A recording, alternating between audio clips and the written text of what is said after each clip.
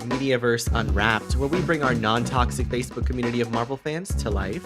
I'm your host, Max Taff, and I'm joined by my co-host, the devil to my egg, Megan Spangler. Giddy up, y'all. And today, we are discussing Secret Invasion Episode 1, our reviews, breakdowns, and theories. Kraven the Hunter, the first trailer, has released. We are going to give you our honest thoughts and reaction. We dive into Stan Lee's documentary on Disney Plus and discuss our thoughts, and so much more. Let's dive in. Do it. I'm really excited for this. Me too. I'm so excited. What did you think about Secret Invasion, Megan? Why don't you kick us off? I thought it blew my freaking mind. It Really? it was dark and gritty, and it was interesting. It wasn't what I thought it was going to be, but I liked it even more because Mm-hmm. usually first episodes are so slow and slow paced because they're world building. But Yeah. I mean, this one got straight into it. We've already seen the first 5 minutes of it, so we kind of knew the vibe it was going for, but it exceeded all of it. It was incredible. I loved it. What did you think? I loved it too, and I forgot to say, but spoiler warning, if you haven't seen the episode yet, we are going to be talking about it, so you might want to come back until after you've seen it. But I will tell you, I absolutely loved the show. I thought it was set up well, the pacing was good, the vibe was there, the aesthetic was awesome. I loved seeing the scrolls again. There's so much about it that I loved. I'm really excited that ending though took me to my grave. I don't know. What about you? Oh my god! Like I don't, I don't have like. There's so many words I want to use, but none of them feel right. It was, it was what the MCU needed. Honestly, they needed to get into Mhm. this more mature content, and it was dark. And I feel like we haven't gotten that since, I guess, Guardians of the Galaxy, but like in a show, I guess since Moon Knight. So Okay. I think it was a very, very strong first episode of any show. So, and spoiler alert, it had death in it. Megan's soul is just, like, in such peace right now. When I saw it, I was just like, "Oh, they did that." And I'm like, "Oh, they did I know. that." Oh, I'm still not convinced. Half of me knows she's dead. The other half does not know Maria Hill is dead because at the end of the episode, they did credit her as a guest appearance. Yes. So either they're trying to trick us I out saw or she's done. that death.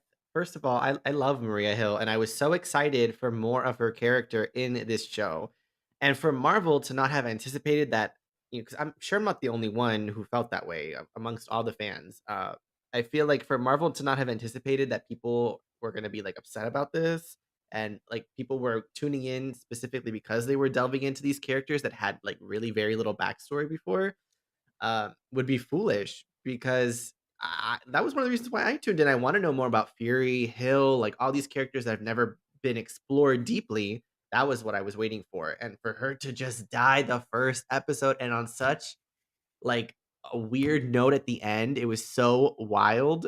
And I'm if this is any indication for how this show is going to go, I have a feeling that our minds are going to be blown week after week because they really, like Megan said, came out strong. They didn't pull any punches with this premiere, and they definitely got me hooked.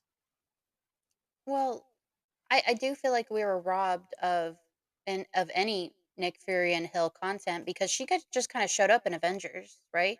I think. Yeah, And that's it. Like we don't know anything about this woman, and I would have liked to, but I mean, her death wasn't the only one in the show. There was four deaths, I think. Talos's wife, the agent at the beginning with the Scroll Ross, Prescott. and her Prescott. That's the Mhm. name, and her. So this whole episode was very, very heavy, and I like that because it's Nick Fury. If he has his own show, it has to be heavy. It can't have the, how people say, the Disneyfied version of it. It's true. I mean, I always found Nick Fury to be such a, like, enigmatic character, like, someone, like, hiding in the shadows, we don't know anything about him, and I always found him so mysterious, so to get a whole show about him, I'm loving that. I agree. It was odd with him. Um he Mhm. was in rare form. which, the show does say he hasn't been the same after the blip, which I get. But his character was almost sloppy to me, not the usual smooth fury. It was like a discombobulated, sloppy kind of fury, which, if that's what they're going for, perfect. I do think we're going to see him turn a corner after Hill's death because that's a Mhm. big thing for him. That's the only person he has until we find his wife. Also, I feel like we met his son. I see a lot of people talking about his son, and they think it's either Gravik or the scroll that was introduced in this one, Okay. Beto. Beto.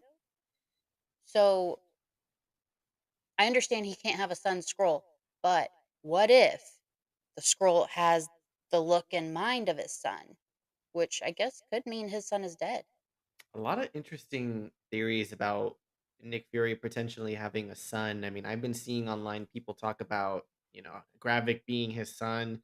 And when they talk about how the scrolls first were introduced like 30 years prior, I mean, it could make sense. I don't know. I mean, can squirrels and humans have a baby? Oh, I guess we'll see what happens. It's an interesting theory, though. I mean, what a plot I twist don't that know. would be if it's like, oh, this is your son, Dick. Here's your son. Because we already know there's the wife. Like, Hmm. that was already kind of had us shaking in our boots because we're like, he's married? But if they had a son, oh my God, I would love it. It would just be more lore into Nick Fury's life in the MCU that we just don't get. So I'm really excited to see where they take this. Also, Talos and Nick Fury's friendship I is know. so Oh my god, their nice. friendship. I was gonna tell you that. Like when I was watching the episode, I was thinking to myself, like, wow, they have such an intimate, like close bond. Like when Nick Fury first comes and he's like, comforting Mhm. Talos because of Soren's death, he was just like they were holding each other. I was like, wow, this is getting real intimate. Like, Yeah. okay, they're really close friends, I guess. 30 years. Well, I think that was such a different side of Nick Fury. Hmm. That was a genuine love between them, which I get 30 years friends. Yeah, but that was something different. That was the Fury was grieving with him Yeah. in that sense, and it was really nice.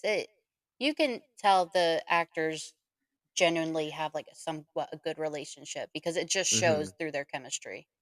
Absolutely. That's so true. But I'm still trying to wrap my head around it. It was wild. I mean, right off the bat, when you start off with Everett Ross, like, and that whole scene with Prescott, and then how he runs out and ends up getting hit by that car and dying, and reverting back to a scroll. I mean, there's so many questions that this first episode, leaves us with. Like, where is Everett Ross? Is he in Wakanda or is he trapped in, one of those? What do they call them again? Those scroll machines. I went through the rabbit hole in my brain and I was like, was that Everett Ross in Wakanda?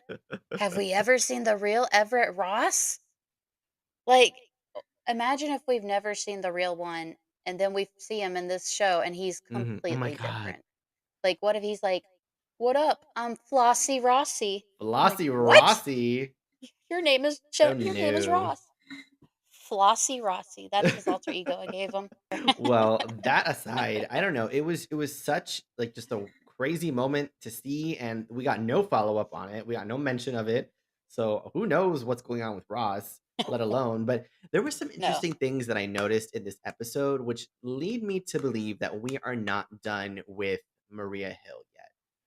I will tell you first thing, Okay. why was Ross calling Hill when he was running out of that place for an extraction? That to me, I mean, we found out like a minute later that he's a scroll. So, like, why was he calling Hill? How did he know her? Like, how did he get in contact with her? Like, it just so many different things like that.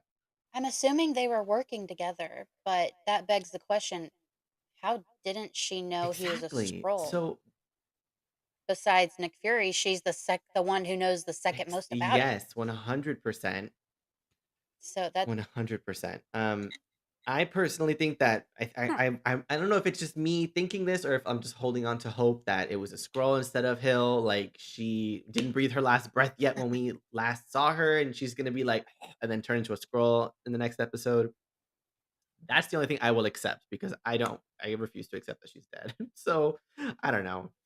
Well, Hey, we need to interrupt our podcast for just a sec That's right. We just wanted to let you know that your preview is over.